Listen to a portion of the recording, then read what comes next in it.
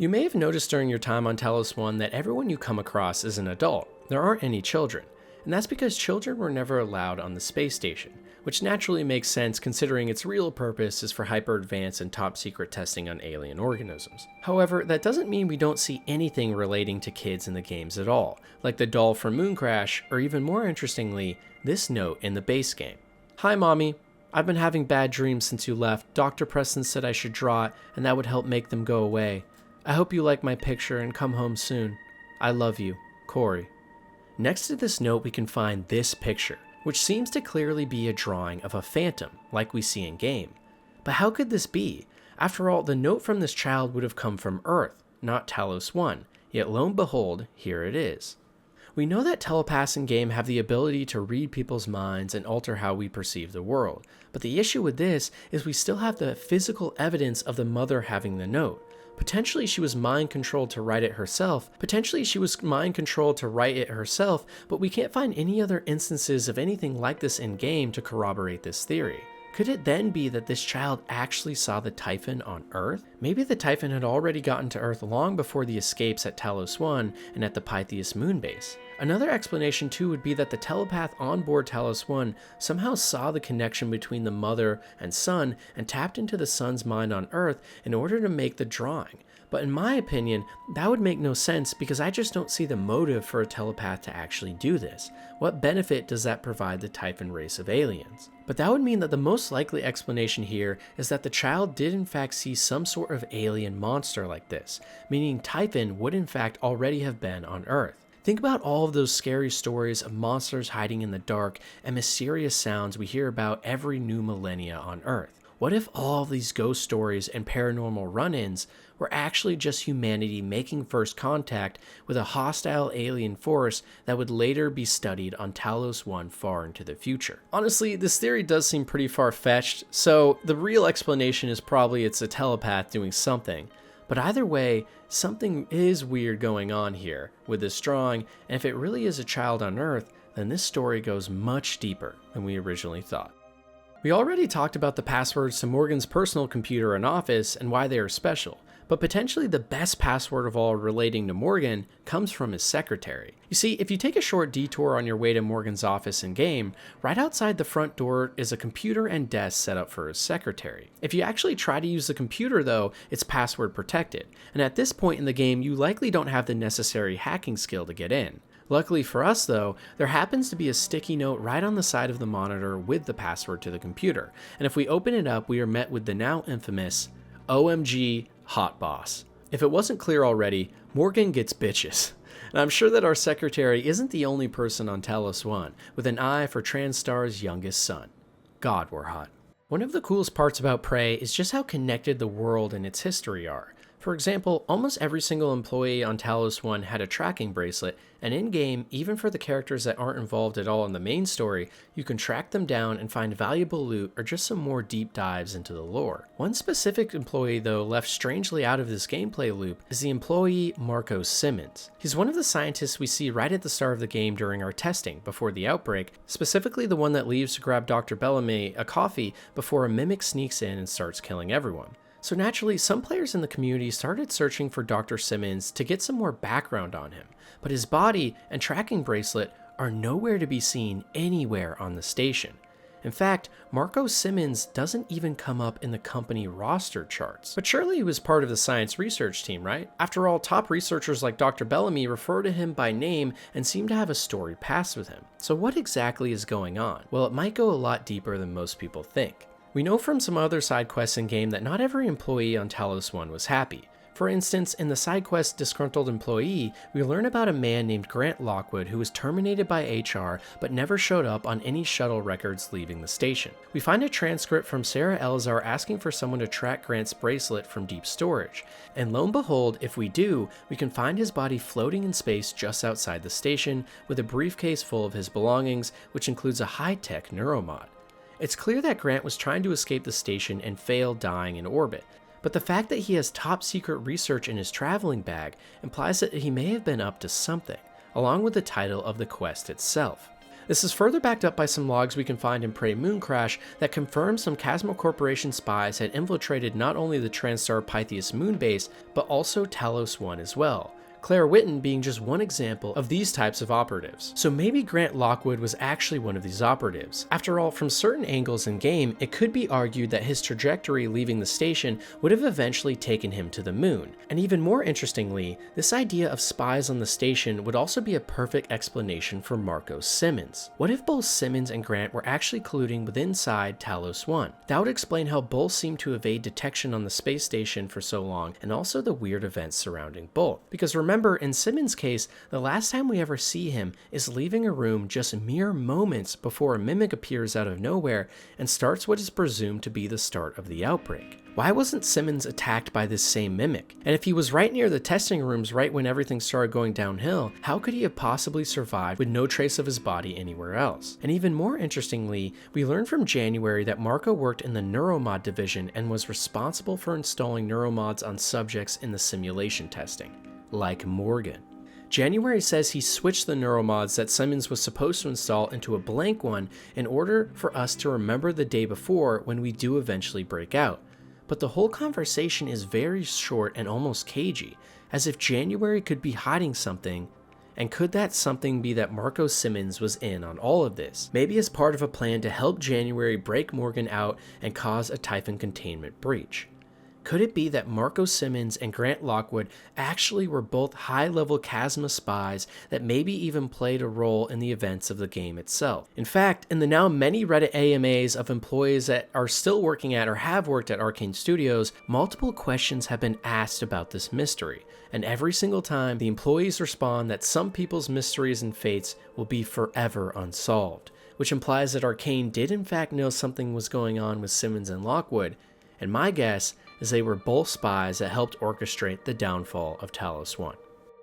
While the actual events that take place during the story of Prey are fascinating in their own right, potentially the lore of what happened before the game takes place is even more interesting, and most of the people who have played the games don't even know about it. You see, the universe of Prey is actually an alternative timeline of our real world, where in 1958, during the space race between the United States of America and the Soviet Union, the Soviets launched a satellite called Verona 1 into orbit. But 2 years later, in 1960, all transmission signals from the satellite immediately ceased, and so a secret covert ops mission was launched where the Soviets sent rescue probes into space to see what had happened, only to discover that Verona 1 had actually made first contact with alien organisms called the Typhon, which had slaughtered all the cosmonauts on board. This discovery was kept top secret for 2 years, but eventually in 1962, realizing the threat that these alien life forms might pose, the Soviets reached out to John F. Kennedy for assistance from the Americans in figuring out this potentially massive threat. So in secret, behind the backs of the peoples in both opposing nations, the rival countries' main priorities became understanding this new alien force, which resulted in the founding of what was known as the Kletka program in 1963, which by the way in Russian means prison or gate. A massive space dome was constructed around the original Verona 1 satellite that still contained the living aliens on board, and this dome was meant to shield the rest of the world from the Typhon threat.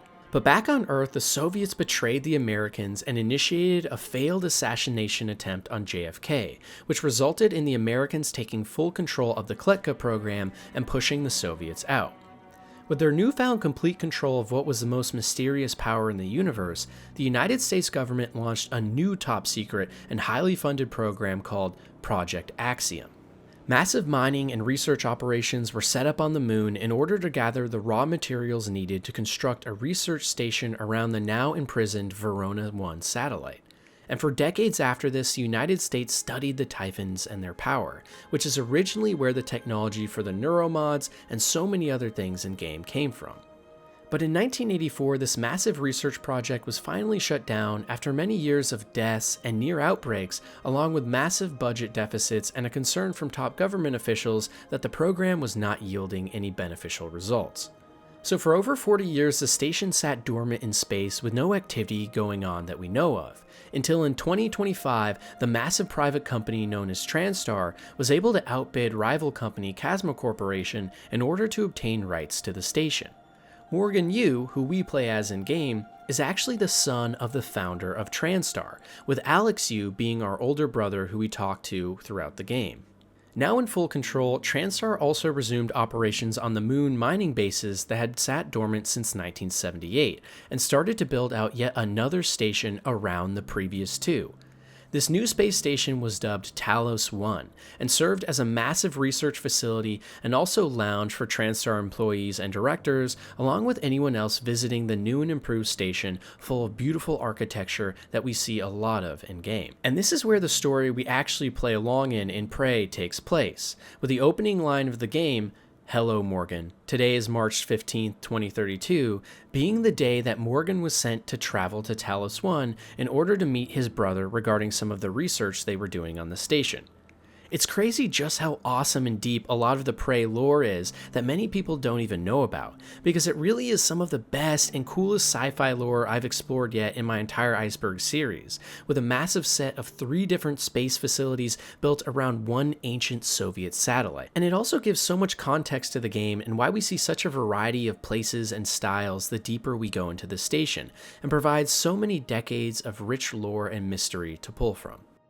If it isn't already clear enough, Arcane Studios loves to put hidden messages and meanings in even mundane and unassuming places, and specifically in Prey, this happens a lot in the passwords and codes.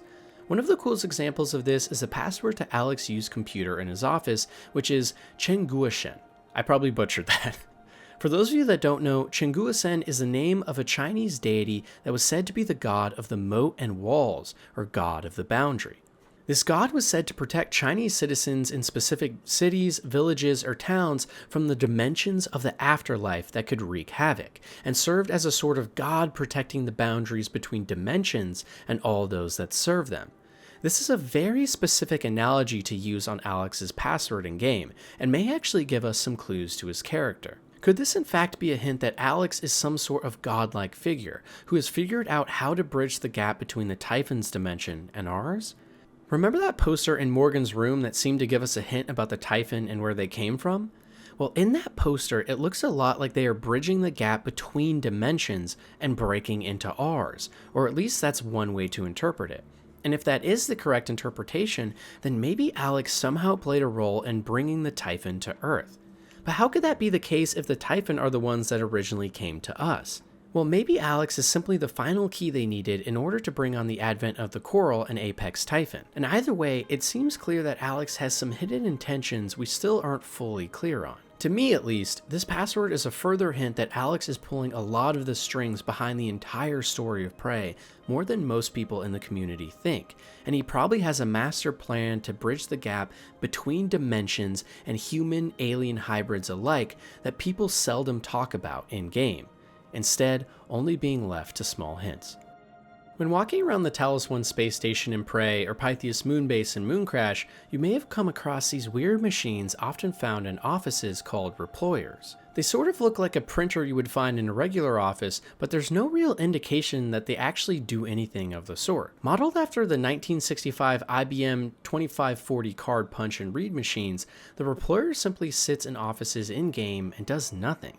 And don't take my word for it. Even characters in game have no idea what they are used for. In fact, here's just one example of that from a note we can find from Sarah Elazar, Chief of Security. Remember, it's the Eradicator fabrication plan we want, not the reployer plan. No one knows what the hell a reployer is. So it's clear then that these strange devices aren't even understood by the people that have them. But then what exactly is their purpose in the first place? Well, some in the community think they may actually be some sort of secret monitoring device put in offices to watch employees, while others speculate it could be some weird social experiment to see what people do with an unknown object. After all, corruption and weird experiments are commonplace aboard Talos 1. The real answer, though, may lie in our real world, where in an interview, Ricardo Bear, a senior game designer at Arcane Studios, had some interesting things to say about reployers in game. He explained that reployers originally started as a joke when one of the artists had made an asset in-game that no one could figure out what it was, so they asked them to remove it. But somehow it seemed like the reployer kept ending up in the game every day, even after multiple people were being told to remove it from the game entirely. And over time, this strange phenomenon became an inside joke at the studio, until it was decided the reployer could in fact stay in-game, something it likely would have done regardless. So what that really means, though, is that literally no one, not us, not the characters, and not even the developers themselves know what this thing is. Beyond the crazy and interesting theories about killer aliens, evil personas, and hidden meaning throughout all of Talos 1, the real biggest theory about Prey is just why this game never got the love it deserved. You see, when it first released, the game came out to reviews including a 4 out of 10 from IGN and a 6 out of 10 from GameSpot. And while I understand it, considering the game did have some bugs on release, and for some could become unplayable, it actually in many ways reminds me of Cyberpunk 2077, but without ever getting the redemption story and love it always deserved. It's tragic just how unappreciated this game really is, and I mean it when I say Prey is quite literally the greatest immersive sim ever made, and one of the best games ever made, full stop. And that's not even to mention it also has the greatest DLC ever made that only an extremely small handful of people even gave a shot, even amongst the Prey player base. Sometimes in life, things just don't work out. No matter how much love you pour into a project, no matter how great that end result is, sometimes, for whatever reason, it just doesn't do well. And while there are a lot of things we can look at and guess as to why Prey didn't reach the audience it should have, whether it be the bugs on release, a game that was too complex and hard to get into, or a lack of marketing that resonated, none of that matters. Because in my mind, this game was criminally robbed from the success it should have had. It's the exact type of game I always see people online wishing would come out, but instead of actually playing it, everyone just complains that games aren't the same anymore. But the truth is that so many games just like Prey are amazing. People just aren't giving them a shot. Take a look at this clip from Rafael Colantonio in an interview with NoClip talking about how he founded Arcane and how he led on the creation of Prey, and how those initial reviews and sentiment affected him. This is a very hard world. It's a rough world where people spend 3-4 years on something, pour all their passion. They make it, frankly, I mean, we see the result. Prey's a great game, except that when it ships, you might have some bugs, and that's it. All it takes is one angry journalist. Sorry, not pointing fingers, of course. And they give you a 4 out of 10 after having said, "Oh, I enjoyed this game so much for 30 hours, and then there was this crash that could not allow me to keep playing." 4 out of 10. That hurts. You can see the pain in his eyes and feel the sadness in his voice, because deep down, he knows this game is so much better than the credit it got, and so underappreciated for what it should be. But that's why this game, more than any I can think of, deserves a sequel. Something that now under the Xbox banner could release day one on Game Pass and reach an audience the first could only dream of. Because I truly believe that if more people gave this game a shot, a real one, it would be not only amongst the pantheon of the greatest games of all time, but damn near the very top of it. And I mean that sincerely. Prey, and even more Mooncrash, are games that should have revolutionized the gaming industry and inspired millions. Arcane Studios, please don't give up on this IP and the amazing ideas and world you have created.